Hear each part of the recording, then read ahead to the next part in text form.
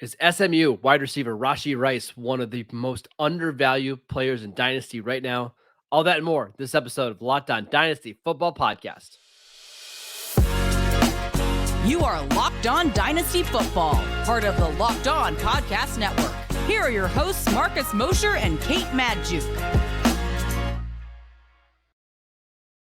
Welcome back to the Locked On Dynasty Football Podcast, part of the Locked On Podcast Network, your team every day. We'd like to thank you for making us your first listen of the day. I am your host, Marcus Mosher. You can follow me on Twitter at Marcus_Mosher. Give my co-host a follow. It's Kate Magdziuk. Follow her on Twitter at Kate Magdziuk. Kate, we are talking about SMU wide receiver Rashee Rice. What did you think of the player? He's an interesting prospect, Marcus, and I think he's like so many of the other wide receivers that we've talked about, has a really wide range of outcomes. He's definitely going to be a player to watch. But hey, one of the bright spots, he's got the size, right? 6 foot, 200 pounds. It projected to run around a 4.5, but kind of has some faster game speed to him. But what I really like about this guy is he's tough. He's tough. He doesn't shy away from contact as a wide receiver. Kind of invites it at times, which I love me some rough and tumble guys. But Marcus, my biggest concern with Rice, despite all of the things that I like about his game, it's ball security and it's the inability to separate. Yeah, he's had a lot of contested catch opportunities, but it comes at the sort of risk of not being able to separate, because that's what happens. He's a really tough evaluation because you're 100% right. He doesn't separate. And if he can't do it at the collegiate level, playing the competition that SMU did, I don't think he's going to be able to all of a sudden do it in the NFL. However, maybe that means he plays into the slot a little bit more to take advantage of some of the lackluster route running, and you give more size there, but he's not super quick either. But the good news is, Kate, super productive. Love the way that he can kind of contort his body in the air, makes a bunch of contested catches. I think is pretty decent after the catch. I don't think he's fantastic in that area, but pretty decent.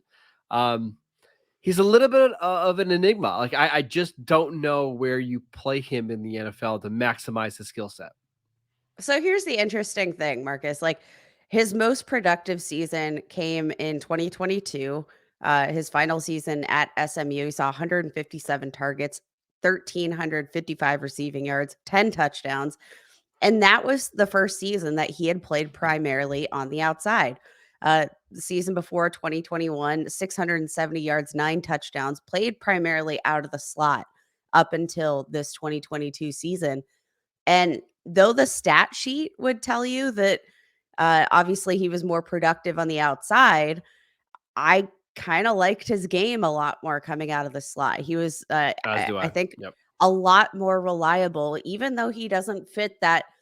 Like he's not overly shifty, not blown away by his route running, but I think his play style looked the best on tape coming out of the slot, period. I would love to see him play out of the slot at the NFL level, even though the stats tell you he was productive on the outside.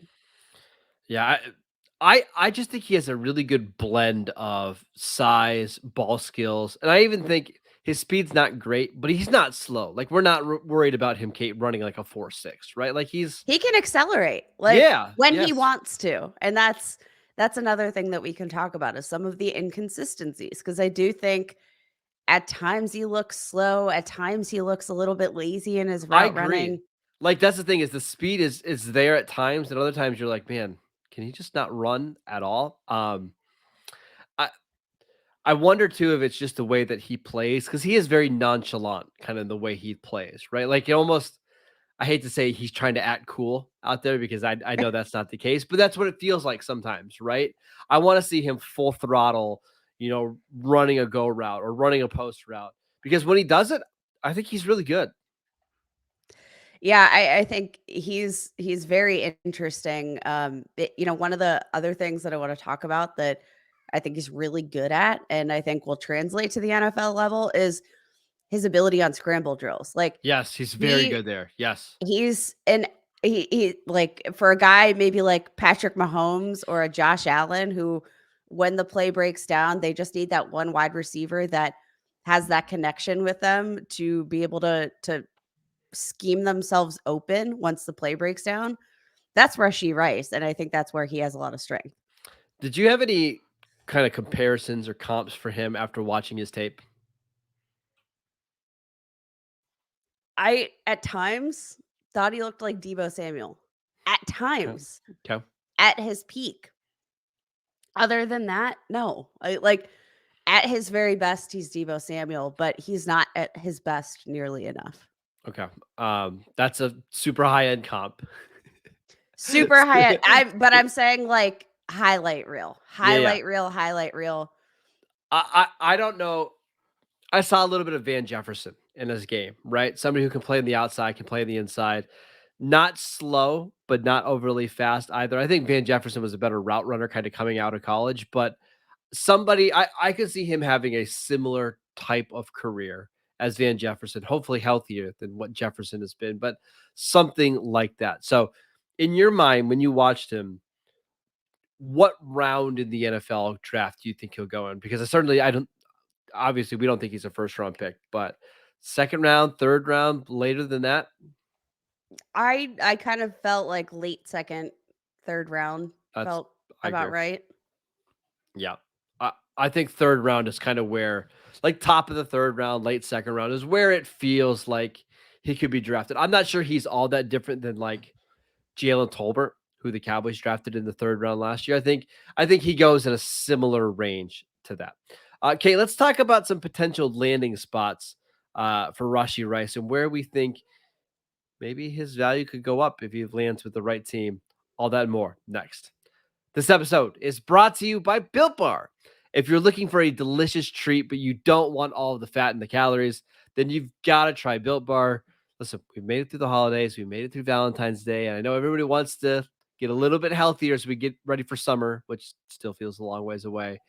But if you're looking for a protein bar that's actually healthy and tastes good, then you've got to try Built. With Built, healthy is actually tasty. Seriously, they're so delicious for you that you're not even going to know that they're good for you. What makes Built bars so good? Well, for starters, they're covered in 100% real chocolate. That's right, 100% real chocolate. And they come in so many unbelievable flavors like churro, peanut butter brownie, coconut almond. My current favorite right now is the cookie dough. I also like the coconut almond chunk or yeah, coconut almond chunk. Those are my favorites right now.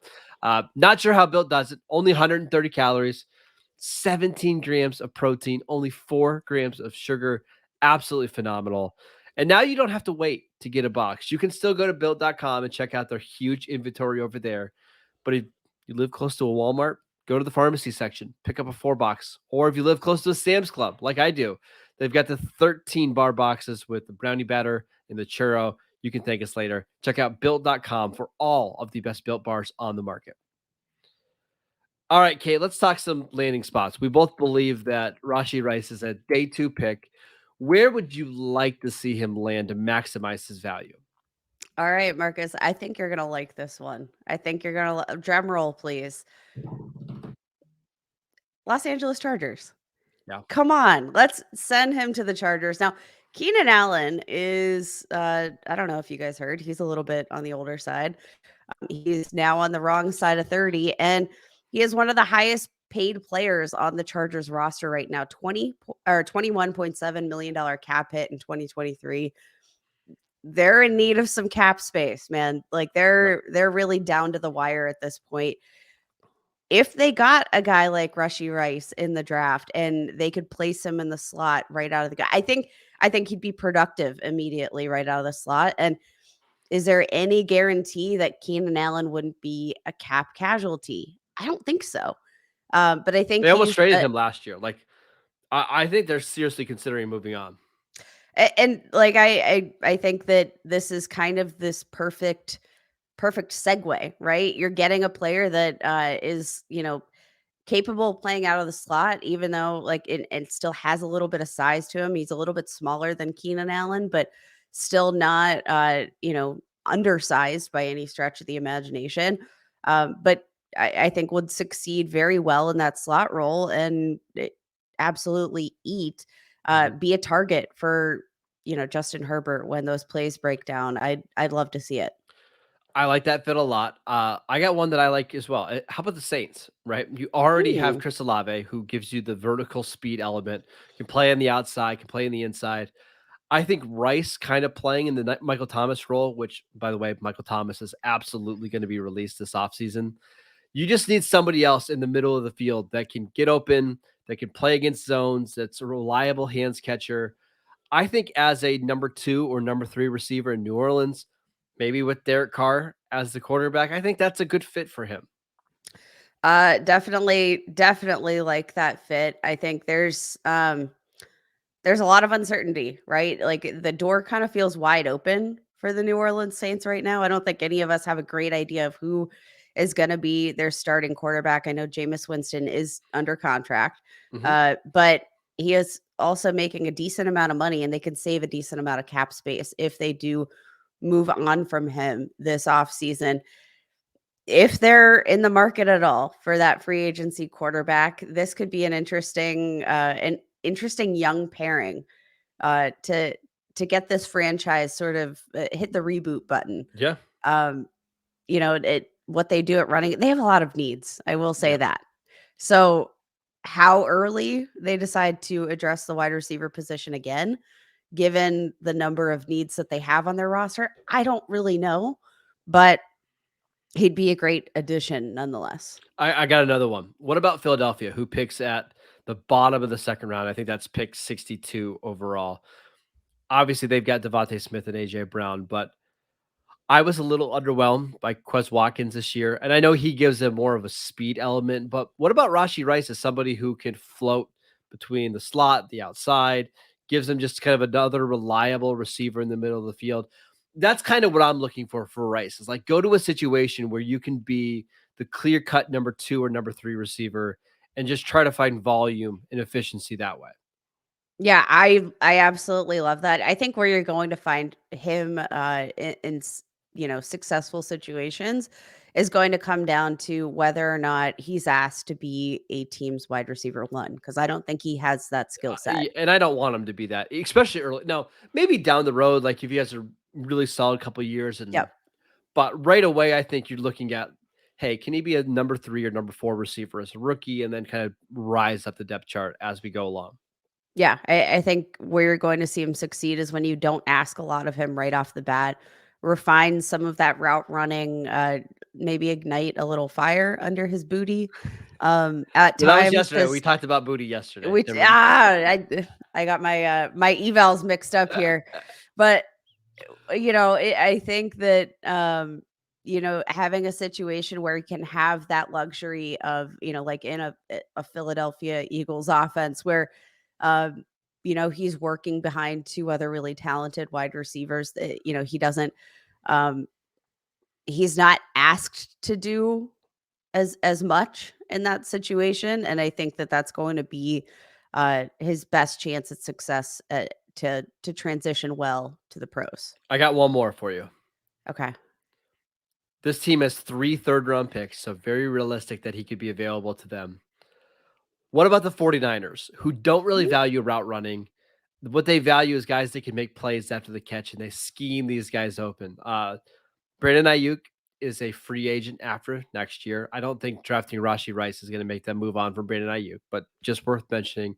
Jaywan Jennings is a good blocker, but he doesn't really give them any kind of after the catch versatility or anything like that. What about Rashee Rice as a late day or late third round pick? You put him in that offense and see what Kyle Shanahan can do with him. Maybe they have like a type, Marcus. They have an affinity for SMU wide receivers. They took Danny Gray in last year's draft, who like saw a couple of flashes, but actually kind of similarly sized ish. Not they got a similar height. I think they're gonna have needs. They are gonna have Yes, needs at the yes. wide receiver position. So I think that would be fair. And I mean, honestly, I think maybe that would be and interesting. The way that they scheme and spread out the field, just with the players that they have, could be a really interesting Yep. fit because of the fact that his struggles have mainly come, I think, from the inability to separate. A scheme like that could be the perfect cure to help him get over that Yes. hump. All right, let's talk about his current dynasty value and where he ranks among the rookie wide receivers next. This episode is brought to you by the Ultimate Football GM app. You've heard us talk about this mobile game app before, and I can't tell you how much fun I had competing against the other Locked On NFL hosts this offseason or during the season. It was an absolute blast. Now it's your turn to compete, but more on that in just a second. If you've ever dreamed of becoming an NFL GM and managing your own football franchise, well, your dream can come true as this game is definitely for you. You're going to manage every strategic aspect of your team, play through seasons, and lead your team to glory, trying to build a dynasty. With the Ultimate Football GM app, you're going to be responsible for controlling the destiny of your franchise by hiring the right coaches and coordinators, trading players, navigating your franchise through free agency and the drafts, and as well as all the ups and downs of the season. All of this in a challenging but realistic game world. The Ultimate Football GM app is completely free and playable offline, so you can play on the go as you want to and when you want to. We've created a Locked On League for you to compete against other Locked On fans all across the world. Can you be the ultimate Locked On Football GM? Choose the Locked On League in the App Store to join to see, again, if you can create a football dynasty. Locked On Dynasty listeners get a 100% free boost to their franchise when using promo code Locked On in the game store. That is Locked On, all in caps. So make sure you check it out today. To download the game, just visit ultimate-gm.com or look it up in the app stores. That's ultimate-gm.com. Ultimate Football GM. Start your dynasty today. All right, Kate, let's talk about Rashee Rice's dynasty value. Currently on Dynasty League Football, he's being ranked as wide receiver 8. And I got to say, that feels high to me. It does feel high, especially when we look at a couple of the names going behind him. Marvin Mims, wide receiver 9. Tank Dell, wide receiver 10, which Tank Dell, tiny, tiny little dude, but tank for a reason, my Yes. man. He's just a better player than Rashee Rice. He is a better player than Rashee Rice. So, like, looking at the wide receiver 8, yes, feels um, a little bit rich considering some of the value that I think you can get behind him. I agree. And to me, honestly, there feels like there's a big drop off between. So we talked about Keyshawn Boutte yesterday on the podcast. He was being ranked as wide receiver 7. I think that's a tier drop after him, right? Once you get into Rashee Rice, the Marvin Mims, the Tank Dell, those are guys that I want to draft in like the 3rd round of my rookie drafts. But like if you're telling me I have to draft Rashee Rice in round 2, I'm out. I'd rather just take another running back. I'd rather take a tight end because I just don't see the value there. Yeah, because I think, again, like so many of these wide receivers in this class, it's going to come down to landing spot. But I mean, this is a running back class that I think has a lot of value. Yep. So I think the chances of one of these running backs being of value to your fantasy teams, the hit rate for these guys feels a little bit more likely than the hit rate Yes. of Rashee Rice, despite the fact that, like, We like again, Rice. We like Rice. It's just that that's a little high. it's high. Yeah, Yeah. I 100% agree. Now, in terms of a startup draft, Marcus, where would you take Rashee Rice? How do you rank him among veterans at Hmm. the position? That's the interesting question because he's far down my list. But where does your tier break for Rashee Rice? This is tough. So I'm looking at receivers like Jalen Tolbert, who we actually mentioned already in the show, Khalil Shakir, Tyquan Thornton, like wide receiver 75 ish is probably where I start getting interested. David Bell or Rashee Rice? I think I'll take Rice, but that's close. Okay, John Mechie or Rashee Rice? Again, With the that's health concerns yeah, for that's what Mechie? makes that one makes it really hard. I think I probably would lean Rice there. But yeah, that's a tough one.